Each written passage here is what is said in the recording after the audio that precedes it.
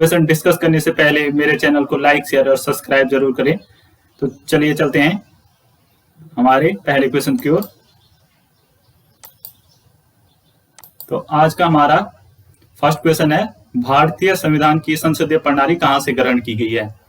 तो इसका correct answer होगा ब्रिटिश संविधान से, ब्रिटेन के संविधान से ली गई है भारतीय संसद की संसदीय प्रणाली। और अमेरिका के संविधान से क्या लिया गया है? तो अमेरिका के संविधान से लिया गया है मूल अधिकार लिए गए हैं अमेरिका के संविधान से।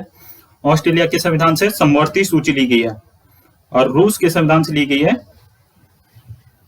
मौलिक कर्तव्य। रूस के संविधान से लिए गए हैं मौलिक कर्तव्य। तो चलते हैं नेक्स्ट क्वेश्चन की ओर। आज का हमारा सेकंड क्वेश्चन है, संसद के 2 क्रमिक अधिवेशनों के बीच अधिकतम कितने समय अंतराल की अनुमति है? तो इसका करेक्ट आंसर होगा, आपका आंसर बी होगा, 6 माह। तो इसका सही आंसर है 6 माह। और संसद के जो सामान्यतः प्रतिवर्ष सत्र होते हैं, सत्रीय अधिवेशन होते हैं, वो 3 होते हैं। पहला होता है बजट सत्र, दूसरा मानसून सत्र और तीसरा होता है आपका शीतकालीन सत्र। तो चलिए चलते हैं नेक्स्ट क्वेश्चन की ओर। आज का हमारा थर्ड क्वेश्चन है, राज्यसभा के सदस्यों का कार्यकाल कितने वर्ष का होता है? तो इसका सही आंसर होगा आपका डी, 6 वर्ष। तो राज्यसभा के सदस्यों का कार्यकाल 6 वर्ष होता है। संसद का ये अस्थायी सदस्य होता है और इसको कभी भंग नहीं किया जा सकता। उच्च सदन भी बोलते हैं इसको। और जो लोकसभा होता है वो निम्न सदन होता है, वो भंग हो सकता है। लोकसभा का कार्यकाल 5 वर्ष का होता है। और राज्यसभा के सदस्यों की न्यूनतम आयु होती है 30 वर्ष, लेकिन लोकसभा में 25 वर्ष होती है आयु। और राज्यसभा को जो सभापति होता है वो उपराष्ट्रपति होता है। तो चलिए चलते हैं हमारे नेक्स्ट क्वेश्चन की ओर। हमारा आज का थर्ड क्वेश्चन होगा, शिक्षा को किस संविधान संशोधन के द्वारा राज्य सूची से समवर्ती सूची में लाया गया? तो इसका सही आंसर होगा 42, 42वां संविधान संशोधन। क्वेश्चन नंबर 4 का आंसर होगा सी, 42वां संविधान संशोधन। लोकसभा को चुनाव लड़ने के लिए न्यूनतम आयु होती है 25 वर्ष। चलिए चलते हैं नेक्स्ट क्वेश्चन की ओर। और ये करंट क्वेश्चन है, इंपॉर्टेंट क्वेश्चन है। कंपनी जो भारत के नए संविधान भवन का निर्माण कर रही है, तो इसका सही आंसर होगा आपका टाटा प्रोजेक्ट लिमिटेड। इसका सही आंसर होगा टाटा प्रोजेक्ट लिमिटेड। तो इसका सही आंसर है बी, जो सेंट्रल विस्टा प्रोजेक्ट है, उस नए संविधान भवन का निर्माण। तो इसका सही आंसर है central Vista project, central Vista project. तो ये है नए संसद भवन से संबंधित। तो चलिए चलते हैं नेक्स्ट क्वेश्चन की ओर। हमारे आज का 6th क्वेश्चन होगा, सर्वोच्च न्यायालय के न्यायाधीशों की नियुक्ति की सेवानिवृत्ति की आयु कितनी होती है? तो जो सर्वोच्च न्यायालय का न्यायाधीश होता है उसकी सेवानिवृत्ति की आयु होती है आपकी 65 वर्ष।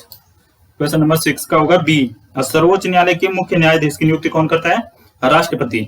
और उच्च न्यायालय के न्यायाधीशों की नियुक्ति भी कौन करता है? राष्ट्रपति। तो चलिए चलते हैं हमारे नेक्स्ट क्वेश्चन की ओर। आज का हमारा 7th क्वेश्चन होगा,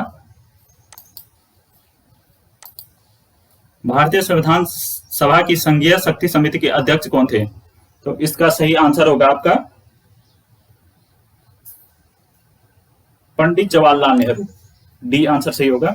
इसका सही आंसर है डी। तो ये है इसका सही आंसर। तो चलिए चलते हैं हमारे नेक्स्ट क्वेश्चन की ओर। आज का हमारा 8th क्वेश्चन है, भारतीय संविधान सभा की प्रारूप समिति, भारतीय संविधान सभा की प्रारूप समिति का गठन कब हुआ?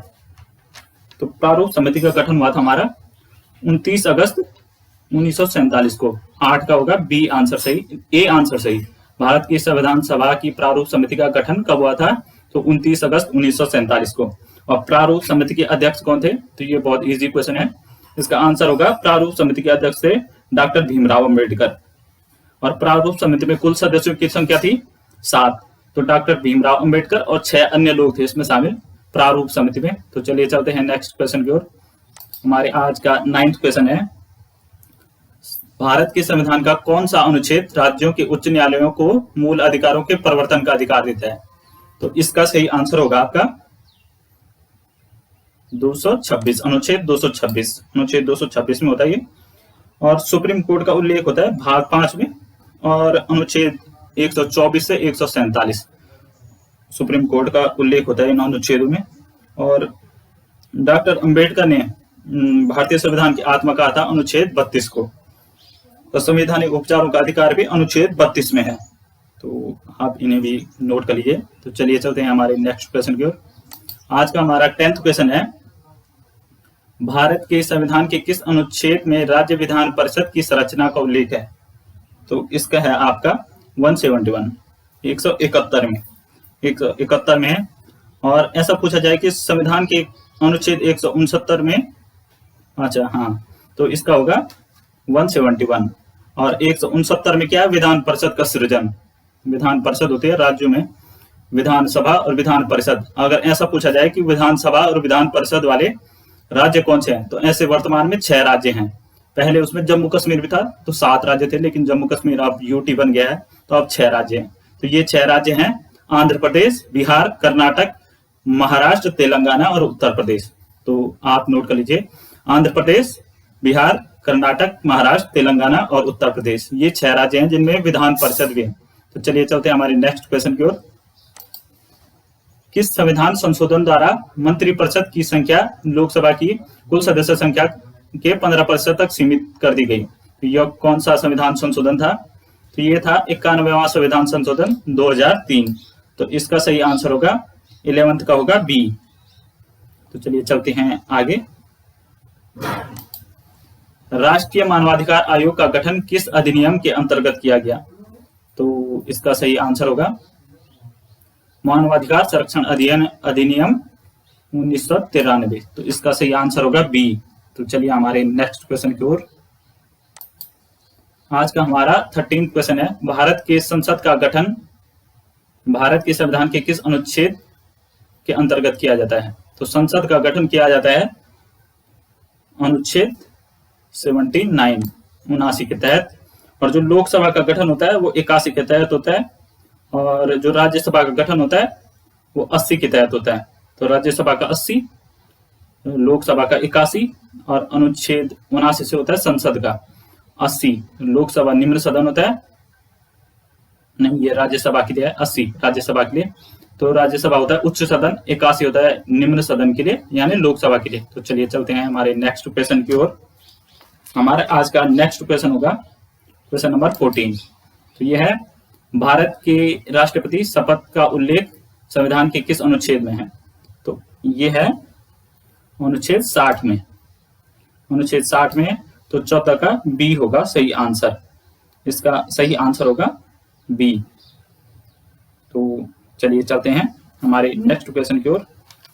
लेकिन उससे पहले आप कुछ और भी नोट कर लीजिए। राष्ट्रपति पर जो महाभियोग लगता है वो अनुच्छेद 61 से लगता है। तो चलिए चलते हैं हमारे नेक्स्ट क्वेश्चन की ओर। आज का हमारा 15 क्वेश्चन होगा, हमारा नेक्स्ट क्वेश्चन होगा आज का। चलिए चलते हैं। और संयुक्त बैठकों के आयोजन का उल्लेख होता है अनुच्छेद 108 में। संयुक्त बैठकों की अध्यक्षता करता है लोकसभा का अध्यक्ष, लेकिन संयुक्त बैठकों को बुलाता कौन है? तो राष्ट्रपति बुलाता है। तो संयुक्त बैठकों का उल्लेख होता है अनुच्छेद 108 में, और बुलाता कौन है? तो राष्ट्रपति बुलाता है।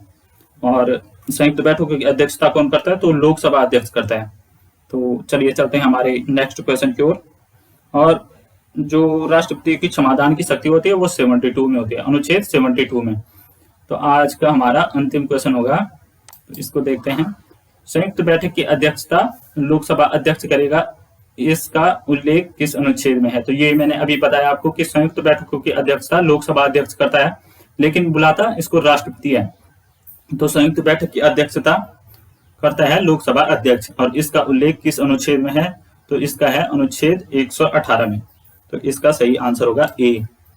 और इसमें है संयुक्त बैठक, अनुच्छेद 108 में संयुक्त बैठक, अनुच्छेद 32 संवैधानिक उपचारों का अधिकार। तो ये थे हमारे कुछ इंपॉर्टेंट क्वेश्चन। आई होप कि आपको समझ आए होंगे। Thank you so much.